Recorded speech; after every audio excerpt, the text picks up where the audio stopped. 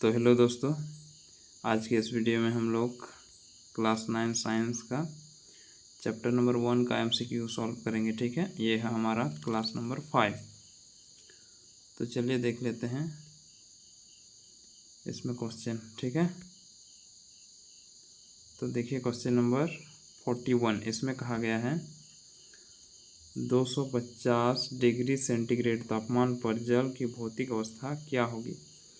250 degree centigrade. ठीक है, इसको सेल्सियस भी पढ़ते हैं कभी।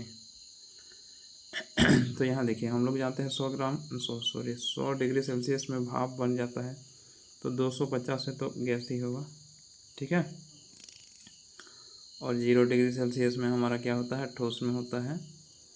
और यदि बात करें जल की यानी कि द्रव की, तो ये 25 डिग्री सेल्सियस के लगभग में होता है। ठीक है, तो ऑप्शन नंबर सी सही है इसमें। अब देखिए, इसमें कहा गया है 42 में गर्मियों में हमें किस प्रकार के कपड़े पहनने चाहिए। तो गर्मियों में हमें सूती के कपड़े पहनने चाहिए। ठीक है, इससे क्या होता है कि इस सूती के कपड़े में ज़्यादा पसीना एब्जॉर्ब होता है, यानी कि ज़्यादा पसीना वो सोख लेता है और उस पसीना को वाष्पीकृत होने के लिए आसपास से ऊर्जा ग्रहण करता है, जिससे हमारे शरीर को ठंडा महसूस कराता है। ठीक है, आधुनिक वैज्ञानिकों ने पदार्थ के कितनी अवस्था की बात की। आधुनिक वैज्ञानिकों ने पदार्थ की कितनी अवस्थाओं की बात की। तो कितनी अवस्था, 5 अवस्था। क्या क्या है उसमें से 5 अवस्था है आपका। एक है ठोस, द्रव, गैस, और एक है प्लाज्मा, और एक ठो भूल रहे हैं, एक ठो नाम देख लीजिएगा आप अपना बुक में। ठीक है, तो 5 अवस्था था। चलिए अब हम लोग देखते हैं नेक्स्ट। इसमें कहा जा रहा है निम्नलिखित में से पदार्थ की किस अवस्था के कारण ही सूर्य और तारों में चमक होती है। तो क्या है, प्लाज्मा। प्लाज्मा अवस्था के कारण ही सूर्य और तारा में चमक होती है। ठीक है, अब देखिए नेक्स्ट क्वेश्चन। इसमें कहा गया है पदार्थ की 5वीं अवस्था क्या है। 5वीं अवस्था प्लाज्मा ही है। ठीक है, ठोस, द्रव, गैस और प्लाज्मा। और नेक्स्ट हम लोग भूल रहे हैं, मतलब अभी हम भूल रहे हैं, देख लीजिएगा बुक में।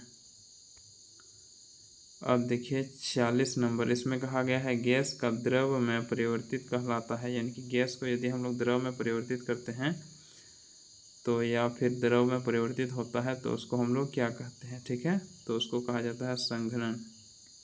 ठीक है, वाष्पीकरण का मतलब गैस बन जाता है, जमना मतलब द्रव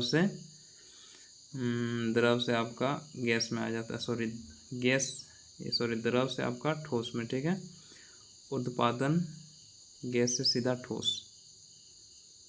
अब देखेंगे गैस में विसरण का एक उदाहरण है, यानी कि गैस में विसरण का मतलब क्या होता है। गैस में विसरण का मतलब होता है कि कोई जो गैस होता है उसमें कोई पदार्थ आपका मिश्रित हो रहा है। ठीक है, यानी कि मिल रहा है, तो उसको ये हो सकता है, ये गैस हवा में इत्र का सुगंध फैलना, तो यही है आपका विसरण गैसों में। ठीक है, अब नेक्स्ट देखिए क्वेश्चन नंबर 48। इसमें कहा गया है 200 केल्विन तापमान बराबर होता है। तो ये किसके बराबर होता है, तो ये क्या, -73 डिग्री सेल्सियस के बराबर होता है। क्योंकि हम लोग जानते हैं 273 केल्विन बराबर होता है 0 डिग्री सेल्सियस। ठीक है, कितना होता है, 273 केल्विन बराबर 0 डिग्री सेल्सियस। यदि इसमें 73 को घटा देंगे तो इधर माइनस हो जाएगा, यहाँ इधर भी माइनस करना पड़ेगा 73। ठीक है, तो ये आ जाएगा इतना, -73 डिग्री सेल्सियस। नेक्स्ट देखिए, शुद्ध जल का क्वथनांक होता है, 273 डिग्री, 273 डिग्री। ये तो आपका जल मतलब द्रव अवस्था में होता है। ठीक है, तो ये नहीं होगा, ये होगा 373। 273 नॉर्मल टेम्परेचर होता है, यानी कि क्या बोलेंगे, रूम टेम्परेचर होता है। ठीक है, और यदि हम लोग इसमें 100 डिग्री सेल्सियस को बढ़ा देते हैं, 100 केल्विन बढ़ा देते हैं, यानी कि 100 डिग्री सेल्सियस, तो ये भाप बन जाता है। ठीक है, वही उसका क्वथनांक होगा। क्वथनांक का मतलब हम लोगों ने देखा था पिछली क्लास में, जिस तापमान पर कोई पदार्थ किस में बदल जाता है, भाप में, तो उसको हम लोग यानी कि गैस अवस्था में बदल जाता है, तो उसको हम लोग क्वथनांक कहते हैं। ठीक है, तो इसका क्वथनांक क्या है 373 केल्विन। और यदि डिग्री सेल्सियस में बात की जाए तो ये कितना होगा 100 डिग्री सेल्सियस। 0 डिग्री सेल्सियस के बराबर होता है क्या, ये 273 केल्विन। 273 केल्विन बराबर 0 डिग्री सेल्सियस। ठीक है, तो चलिए आज की क्लास को यहीं तक ही रहने देंगे, फिर हम लोग मिलेंगे नेक्स्ट क्लास में।